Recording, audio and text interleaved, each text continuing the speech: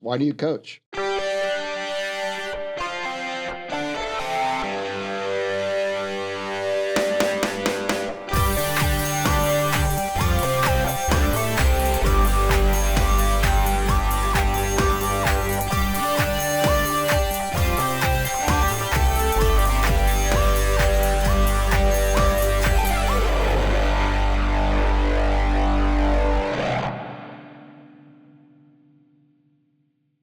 Welcome to the Nick Anthony Show. I'm Anthony. And I'm Nick. How you doing today, Nick? I'm good. I'm good today, Anth. Do you ever? I'm trying to have this game I play a little bit with not wearing the same outfit. I was going to say, did you go camouflage today? The dark on the dark. Dark? Yeah, it'll be interesting to see if you're just a head and arms. It's kind of a golfer's outfit, I guess. But yeah, I know it's not true. We're on whatever episode we are, but I have this conscious every time I go into the closet before we come in the studio, think, did I wear that?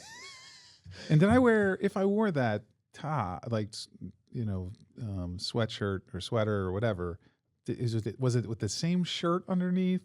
Yeah, it's a freaky. I'm weird. So yeah. And I don't know if you have that. Yeah, sort of, but I don't think anybody really cares what we're wearing. Good point. Yeah. I don't think it really matters. Yes. So as long as Fair enough. Yeah. Okay. So kick us off. All right. So today is about performance maintenance and trying to find the sweet spot. Coaches, I think coaches love this topic. Do they? I do. Well, I tell you, it really is something that you talk about in business as well, right? Yes. Sales guys or whatever, but just think of it as a matrix, right? It's performance and it's maintenance. And so there's 4 boxes, and either you're high performance, low maintenance, right? Or high maintenance, low maintenance, right? Yes. The box you don't want to be in is low performance and high maintenance. And by maintenance, I mean, you're just a pain in the bazooks. Yes. Whatever you are, right? You just take 10 times to do it right. You argue over everything. You're a fountain. You're the opposite of a fountain. You're a drain, right? You're all that kind of stuff, right? You just somebody that we all know somebody in our lives who's just high maintenance. Yes. Right? And anyway, so it's true in business. It's true in relationships. It's true in a lot of places, right? And then there's low maintenance people, where it's like, they don't take a lot to deal with. They don't take a lot to, get going or get moving or do any of those kinds of things. And then, it's really clear in things like sales in business, that's right? It's like high performance is really easily measured, right? It's sometimes hard to measure a great service person versus a mediocre service person or a so-so service, right? That can be hard. Yes. But sales is clear cut, right? Because it's a number. Did you get your number? Did you blow your number out, right? Did you close more deals than anybody else? That kind of stuff, right? So a lot of times, right, I've seen a lot of managers put up with a lot of high maintenance activity when somebody is a high performer, right? Because, oh my gosh, this high maintenance person is a pain in my dear ear, but I've got to keep them around because they're bringing in so much business to the company, right? But then if that performance ever drops and they're still high maintenance, it's like, okay, now that's a recipe for you're out of here. Yes. Right. And so it's the same kind of thing in everything. And I think coaches have a huge role in helping develop players to be high performance without being high maintenance. And I've seen all the time with kids that start off, as they start off really, really good. And then the coaches and the parents and everybody just feeds into that and they become high maintenance people. And, and it's worth it for a long time. I know that we're way ahead, and our audience, I hope, understands that we're way ahead in our recordings than where we are today. But I want to spend a minute talking about A.J. Brown, right? Go ahead. He was just traded this week, right? Yeah. And I don't know if he was always high maintenance. I don't know, right? I'm not even going to pretend I'm on the inside. But if you're as a coach or even a fan or whatever, right? You think about what happened. His performance was really high. I don't know if he did all the high maintenance stuff or not, but we never heard about it, right? And his performance slips a little bit. And then his maintenance became even higher. he dropped down into, and I can't, it's hard to call AJ Brown low performance, but he certainly, you could argue that for his standard, right? But then he became low performance and high maintenance. And what do you have to do with that? If you're forming a team or anything else, you've got to get separation from Yes. that. So ideally, right, you're in the high performance, low maintenance category. Yes. You're a true professional. And I just think coaches have a huge role in helping make that happen. Yeah. I mean, I think the AJ Brown situation is interesting because, you know, I think in some ways, because we don't know the details behind the scenes, and the Philadelphia media, kind of paints a picture that for us, right? Yeah. And so no, so I think it's the situation became high maintenance as much as he did. Right. We don't necessarily know exactly what he was doing. The players speak very highly of him. No one has come out on the Eagles this week and talked negatively at all about it. It's the business and it's the situation. They were almost glad it's over, right? And so either right, way, right. in this professional sports situation, the maintenance of this was outweighed the performance. Right. And we can go back and forth on whether his performance is at the level it should be, or not. And that's not for necessarily us right. to determine at all. And I'm not trying to pretend that I really have I don't have any insight, any special. I'm just talking about purely as from definitely listening to the radio, reading the newspaper, that kind of stuff, right? Just the articles that are out there. That's purely my perception. Yes. Those are my sources. Well, and I think the thing that you brought up, because of your background and the business angle of it, is sales is it's such a great example of this because of the in a lot of ways the high performance can outweigh sometimes like a higher maintenance, right? I mean, and then I think as you translate into the operations or service, those tend to be, you correct me if I'm wrong, I don't want to speak out of my world, they tend to be more team oriented, so it's harder, okay, what's their role in the cog of this work flow or this protocol? Sometimes it's team, sometimes it's not, but it's certainly more subjective as opposed to sales, which is just purely objective. Yes, you hit your fair. number or not. Okay. To some point, right, I was kind of high maintenance because in different companies I worked in. Pain in the ass. Go ahead. Well, no, because but I knew there was just, if you spent all your time doing all the reports and all those kinds of things, everything that they wanted all the time that corporate was asking for and all that kind of stuff, you wouldn't have time to do sales, right? And so it's also deadly to be in the low maintenance, low performance category. Yes. Because eventually, right, your lack of performance is going to kill you. So I knew, right, I was pissing people off by not always getting the reports done all the time. And I knew because of that I always had to perform really, really well, right? And I knew that. And I wasn't a pain in the butt. I didn't run around, cuss people out or, that kind of stuff. It wasn't those kinds of things. But I knew that people were frustrated sometimes because getting that report done, I got it done. Yes. I'm not saying I was totally obstinate, but it was just not always my priority. If I have Absolutely. priority between closing a deal and getting a report done, I'm closing a deal. Yes. Right. And I think that applies a lot to sports to help people think too, and to help coaches realize that when they're feeding into that high performer and just rolling out the red carpet, that's fine at the pro level because the pros and you got to figure out, right? But when you're doing that to a kid, my kids are both in high school now, right? And so they're in the process, and who knows what's going to happen to their future. But, they're talking to and listening to a lot of coaches. And I hear a lot of coaches say, we watch you before the game. We watch you after the game. We watch how you treat your teammates. We watch how you treat, talk to your coaches and all that kind of stuff. So there are, and this is what they're saying, right? Yes. And I assume it's you can be a super high performer, but if you're going to come be a high maintenance person, we're not picking you. We're going to go find somebody else that's not as high maintenance. All right. And, Yes.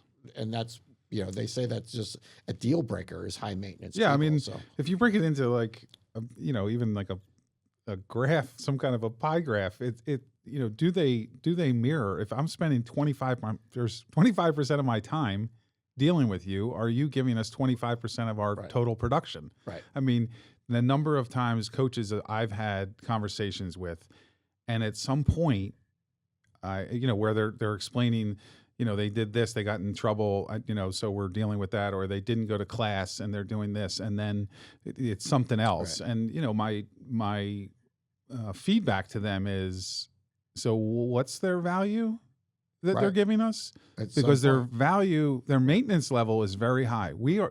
You and I are spending an inordinate amount of time speaking about this individual. Right. And yet we're not seeing it translate, right? Right. Now, listen, I'm the first one, and we've been the first one that what coaches do is educate. So I'm not saying you abandon, players just Right. because Right. you want to teach them. You Right. want, and then at some point though, the high maintenance, low performance or mid performance doesn't outweigh it, and it's just Right. too much, right? And so I think it's, I think it changes a little bit, or it should change. Maybe it doesn't. The influence of or what is it at the different levels, right? I mean, at the higher levels, at the pro, it really is, and even the college, it really is their performance, right, or their maintenance. You get into the youth and the club, a lot of them can be the parents, and are the parents Feeding. high maintenance? Right. Are they themselves? It's just not worth it. I don't want that kid on my club because I have to deal with the parents. Right. And dealing with the parents is taking away from the rest of the team that is coachable, is on board, is trying to buy in and trust at first, right? And so, don't be a high maintenance parent. I mean, I see it in college now. It used to be kind of restricted, or it used to stop at the youth and maybe the high school level. No, we have high maintenance parents. I mean, we have parents that jump into things and they become maintenance. And it's like, well, why would we need this individual on our team, their son or daughter, for this maintenance, like when their performance is not, Well, even if it's great, even if it's great. I mean, it's not doing anybody any favors by feeding into that. Correct. High maintenance parents, I just had this conversation recently. High maintenance parents affect the culture and the environment you're trying to create because they are feeding their children high maintenance, dramatic thoughts, issues that don't need to exist. And you can look at poor culture in teams. I'll say college, I'll say even high school, and you can relate it back to how are the parents reacting to different things? Are they having these sidebar, circle conversations about things that are just creating more drama? And they're more, and then now all of a sudden, eventually a parent, that the coach is going to have to deal with them. So I think, yes, we 100%, the coaches need to be aware of the high maintenance of a parent when they're accepting them into their club, when they're accepting them, their child into a team. It isn't fun to have to maintain like, and I would, that stuff. If as a parent, I'll say, you might have to make a change, right? If you feel like you're becoming high maintenance, right? Like I've been in the situations like, okay, I'm frustrated, right? I have tried helping in constructive ways, but I get a feeling that I'm crossing the line to where my, trying to be constructive is now being construed as being high maintenance. It's like, okay, then it's time to find another club. Mm-hmm. It's time to go somewhere else. Mm-hmm. And I don't start there, right? Because the odds are most of the times the parents don't know. Yes. Right. But if you're really that unhappy, don't become high maintenance. Correct. Right. Find a way to move on if you Yes. can, if it's possible. But whatever, keep yourself in check. Don't be the parent that Yeah. is a yeller, screamer, or whatever. But I'll say this is bigger than sports, though, right? Because Oh. if you have somebody who's Yes. coddled in youth sports, right, and allowed to become high maintenance, and their parents are high maintenance, and that's all the examples they have, and they get positive feedback by getting more playing time or more whatever by being high maintenance. And then let's say they do play in high school, and the same kind of thing happens, and then they get on to college, even they're that good, they can play in college and still be high maintenance, right? What happens if they don't make the pros and they go into the workforce and they're high maintenance? How's that going to work out? Yeah. Well, I mean, Because the odds of them being high performance outside of their sport, right, is pretty high because they've been so focused on their sport for so long. They're not going to walk into a job and be the best performer in the company or the business or whatever, but they're still going to bring that high maintenance mindset with them. yeah, Brent Selleck, I think, kind of hinted towards some of that stuff. Like let the kids be coached and let them have and not have the parents, and Right. deal with it. But I mean, But yeah, we can talk but- about the parents all day. Yeah, no, but I mean, let's say the coach, because I've seen we've all seen it, where coaches decide this is the golden child, yes, and the golden child can come in late. yes, The golden child can goof off. Yes. Right. Whenever, right. They can do all kinds of stuff, and I consider all that high maintenance. yes, Right. yes, But I also know that I've seen situations where college coaches have just like kid shows up late. They write it down. They note it. They keep Yep. track of it and everything else. yes. I mean, before they're even on, like in the recruiting stage. Oh, yes. Right. They show up to Oh. clinics and camps and stuff, and it's like, okay, that is real. right. Working with college coaches daily, that is real. They do look at that stuff. Right. Now, when it becomes that the kid's talent is so extreme, you kind of have to, in my job, what I try to do is remind them of those things. Like, okay, well, what about the other aspects? Like, is the talent, are they going to be high maintenance? And if you think they are, do you know what you're getting? Like from an Right. an E and emotional skills. But are they going to be are they going to have that talent, Right. or that performance? And can you handle it? We'll be right back to the Nick Anthony Show. What if sports became the place where every kid felt safe, supported, and empowered? Coach Across America makes that possible by training coaches to do more than teach the game. They become mentors who inspire confidence, create inclusive environments, and show up for their athletes every day, so kids learn how to show up for themselves.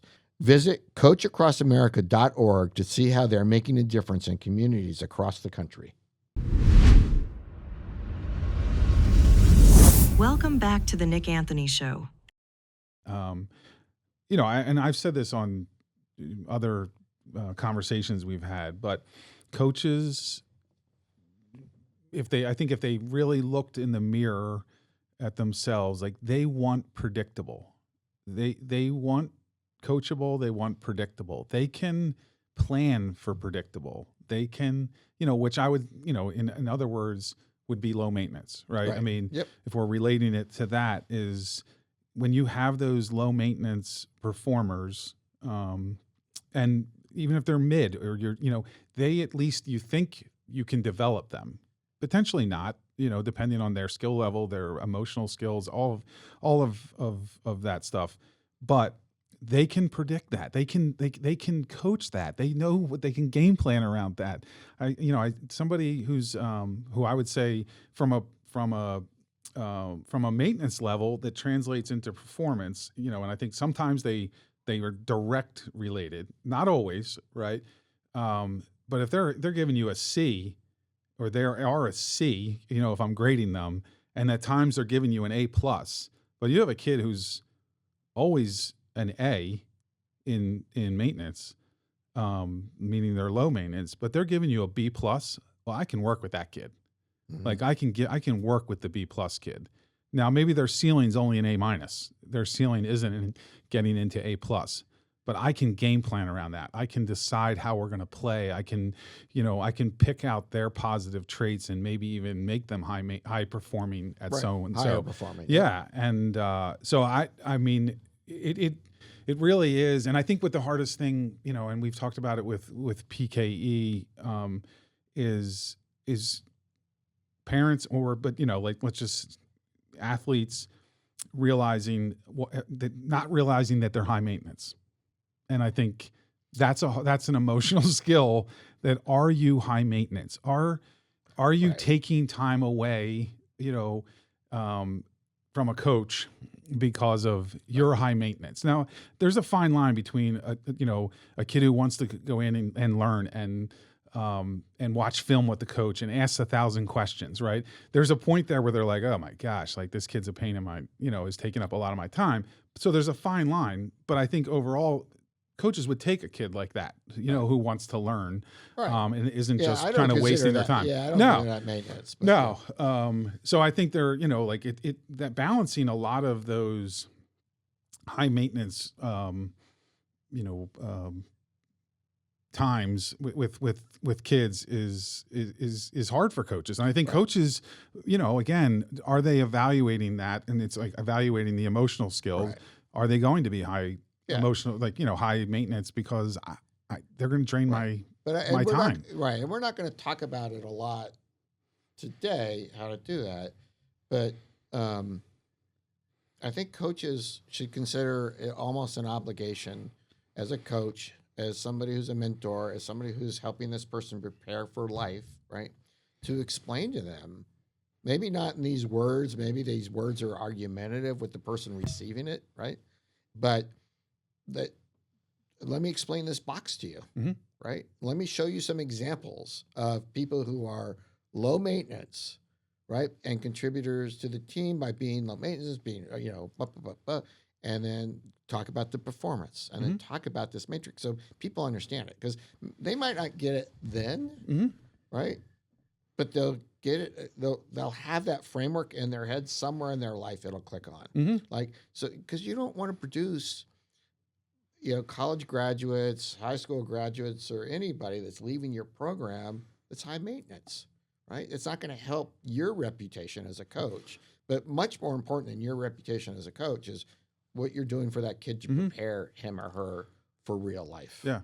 And this whole high maintenance, low maintenance, high maintenance, low maintenance, high performance, low performance, right? All this matters. It's everything. And it's not just in objective measurement kind of things like sales or whatever. It's in your relationships. Oh, If, you see relationships all the time where people are madly in love with each other, everything's wonderful, everything's great. And then over time, the relationship becomes high maintenance, Yes. right? And it's just like, oh my gosh. I mean, I don't know what the divorce rate is in the United States. I think it's something crazy like 50%, Yeah. but it's not all of a sudden performance got worse. Mhm. Well, maybe it did, but I don't know. But it depends on what you mean by performance. But it's because the relationship just doesn't have enough performance in it yes. to put up with all the high maintenance stuff. Yeah. And you don't want to be anywhere in your life. You don't want to be high maintenance, Now, right? And that's why this, we talk about the sweet spot is really you want to coach all your players to be. I don't care if we're talking about pro to youth. Now, you want all your players to be low maintenance, high performance, and you want them to want to be there. yes. Yeah. I mean, as we were talking, I was thinking about, good coaches can influence or alter or change how much a player, one of the kids they're coaching, how high maintenance or low maintenance they are. And I'll Yeah. give the example I would say is, and I don't know if they're changing them, but is Steve Kerr coaching Draymond Green, right? I mean, I would say that Draymond Green to the public is probably high maintenance, right? They've had these incidents that come out, altercations with his teammates, altercations with the coach. But I think the beauty of a good coach, and I would say, we've heard this from me over time, is how good a coach I think Steve Kerr is that he doesn't allow it to be high maintenance to his team. Like he diffuses it. And one of the ways he does it is accountability and communication. So there are ways, to, I would say, squash some high maintenance, or take steps to reduce. So we're not saying that, hey, you're high maintenance, you're always going to be high maintenance. You're low maintenance, you're always going to be right.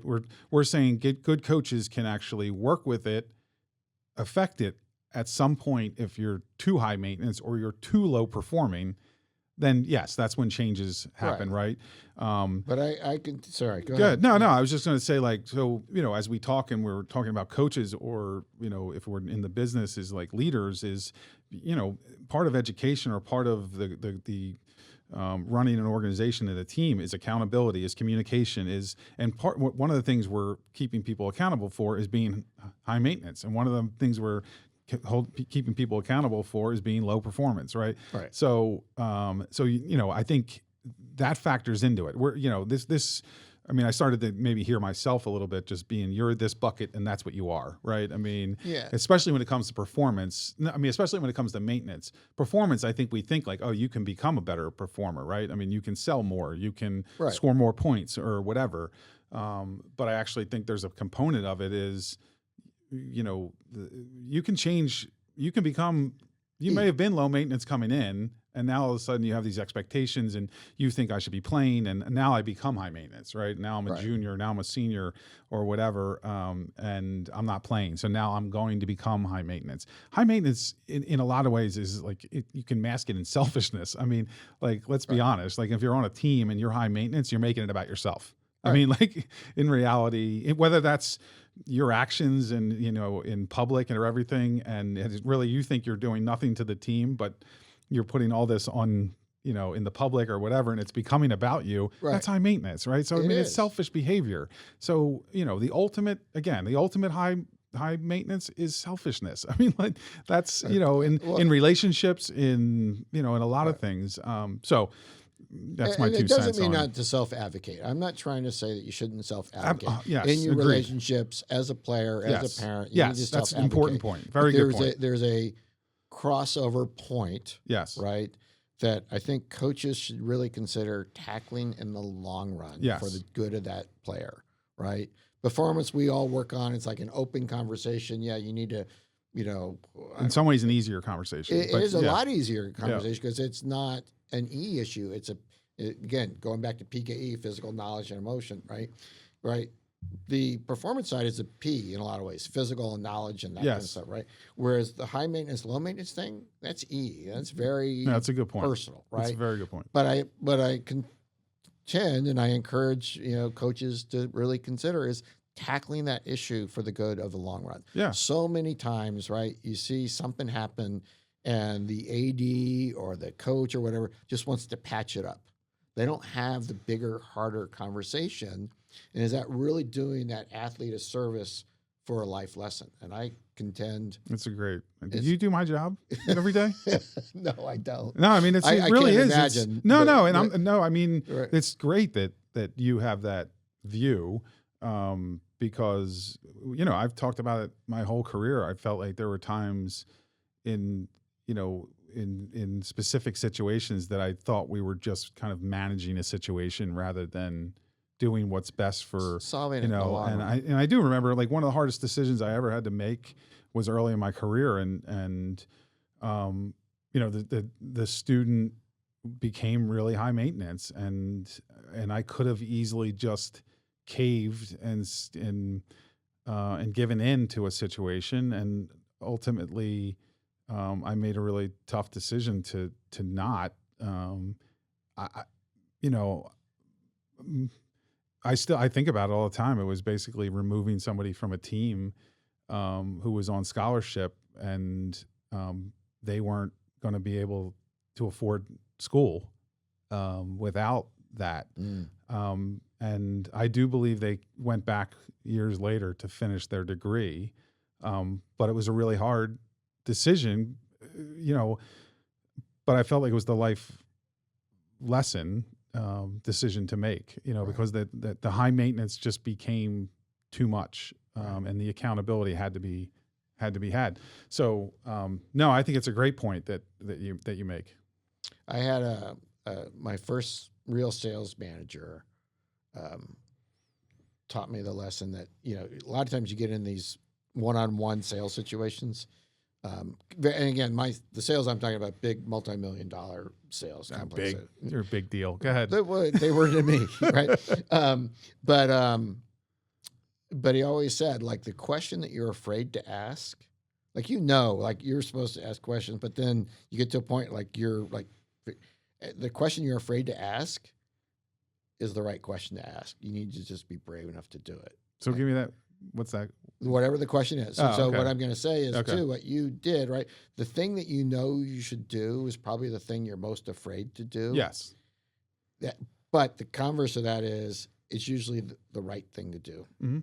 Right. And so in your case, I hope that it worked out for this student athlete that yes, in the long run of their lives, it was the right thing to do. Mm-hmm. And so don't be the coach. I'm really begging people, don't be the coach who just pushes things off. Be the coach, like when they're young, nip it in the bud, right? Like nip it before it becomes a problem. Because people that are high maintenance, this is an observation, not based on science, not based on my observation. High maintenance people are not happy people as a general rule. Yeah, They're not happy people. Yeah, that's a so good if you teach, Yeah. as a coach, if you can teach them how to be high performance, which we all know coaches are working to do, and teach them how to be low maintenance at the same time, you're actually teaching them to be happier people in the long run. Well, yeah, and I think as you talk, I agree. What I would emphasize, and not because you didn't say it, but because I think I've was thinking it, or when we were talking about low maintenance, is we're not saying they're robots, and they, like, to your point, they never question things, or they never challenge. Oh, no, As an employee, self-advocate. I think that's a great term. So we're not saying that that's what, like, low maintenance is. You just walk around like a robot, and you never stick up for yourself, or you never support or work, fight for a team, but that's not what we're saying. Like, I agree. I'm not talking That's about what I'm blind saying. obedience. I'm Yes, not talking about correct. doing whatever Yes. the coach says. Coaches are human, and boy, they can be wrong. Yes. Right? And absolutely. You need to self-advocate. You need to do all that kind of stuff. And you need to be self-aware, right? Yes. Where you cross the line. But as a coach, who we're really talking to today, Yes. you have to do self-reflection as well. Am I causing this situation to be worse? Yes. Am I part of the issue? Am I part of the issue by not tackling it? Am I part of the issue by, feeding it? Am I the issue because I don't do a good job as a coach? All those things you have to do as a coach. But what I'm suggesting is tackle the issue. Tackle the biggest issue.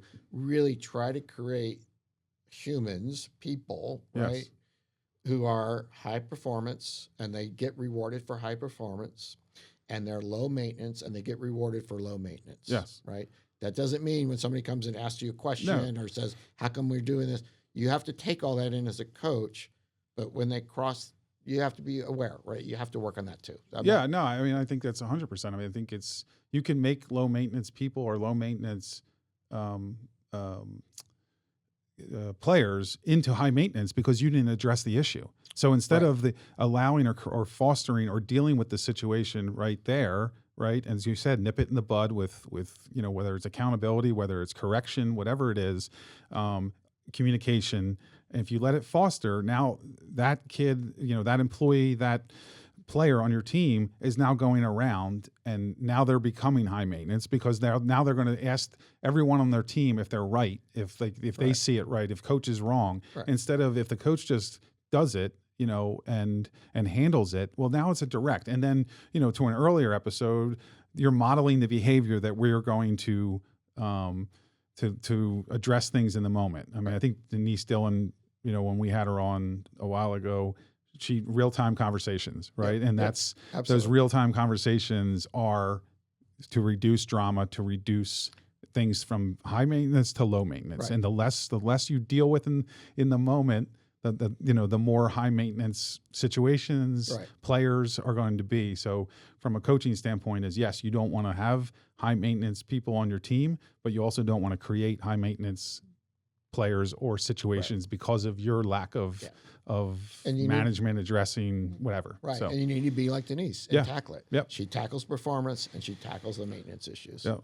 So great lessons. I mean, again, I think the point you made is it's actually true in relationships too, in life, right? I mean, we're talking about relationships, in a lot of ways. That's what coaches are. I mean, they're leaders in these relationships. So, no, that was fun. That was a really good conversation, different angle that we that we kind of touch on a lot of things we've talked about in different ways. Right. But another tool to at least be aware of. Yep. So All right, great. good stuff. Thanks, Thanks, Nick. Anth. All right. Nice talking See ya. to you. Bye.